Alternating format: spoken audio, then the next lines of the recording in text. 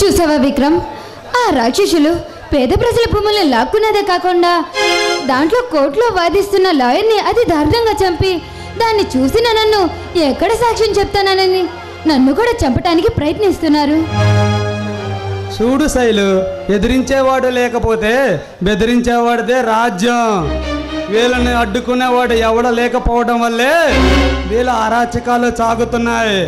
వీళ్ళని అడ్డుకోవడానికి నాలాంటి పోలీసులు నడుం బిగించక తప్పదు శైలు. కానీ వాళ్ళని చూస్తుంటే రక్తం తాగే రాక్షసుల్లో కనిపిస్తున్నారు.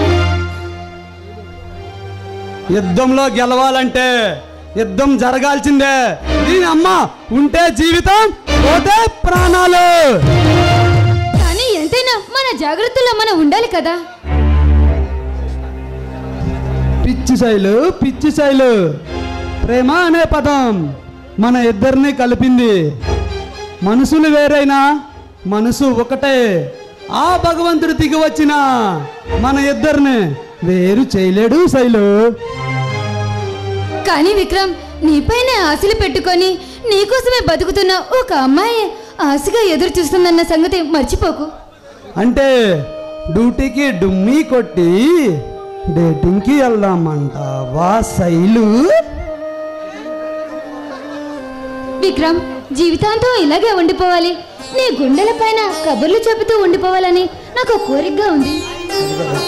అబ్బా సిగ్గే, మీ ఆడవాళ్ళు వద్దు వద్దు అంటే కావాలి కావాలి అనే కదా అర్థం.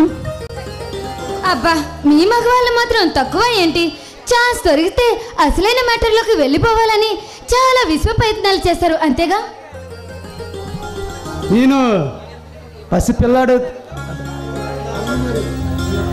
నేను పాలు తాగే పసిపిల్లాడిని కాదు. ఒక్కసారి నా నోట్లో వేలు పెట్టి చూడు, నేను పసిపిల్లవాడినా పాలు తాగే రక్తం తాగే కుర్రవాడినా అర్థమవుతుంది.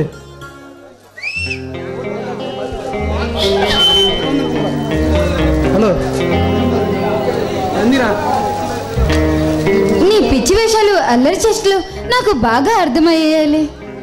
అంటే ఈ అల్లరి బుల్లోడు సంగతి నీకు తెలిసిందే కదా. ఒక్కసారి నీ తీయటి పెదాలతో పంచదారి లాంటి ముద్దు ఒకటిస్తే లైఫ్ లాంగ్ జీవితకాలం మొత్తం గుర్తుండేలాగా ఉండిపోతుంది శైలు. ఆ ముద్దు ముచ్చట్లు అన్ని పెళ్ళైన తర్వాతే బాబు, ఇప్పుడు కుదరదు. అయితే రేపే మనం పెళ్లి చేసుకుందాం శైలు. అదేంటి విక్రమ్, అంత త్వరగా మన పెళ్ళా? అవును శైలు, అవును. రేపు అమ్మ ప్రొడక్షన్ సాస్ పెట్టిన రోజు, అదే రోజు మన పెళ్లి జరుగుతుందంటే నాకు చాలా ఆనందంగా ఉంది శైలు. విక్రమ్, అమ్మ ఫౌండేషన్ నడిపిస్తూ ప్రజలకి చదువులే అందిస్తున్నావు, అలాంటిదే నిన్ను పెళ్లి చేసుకోవటం నాకు నిజంగా సంతోషంగా ఉంది. అయితే శైలు, రేపు 10 o'clockకి మనం టెంపుల్లో కలుద్దాము. అయితే డ్యూటీకి టైం అవుతుంది, వెళ్దాం పదా శైలు.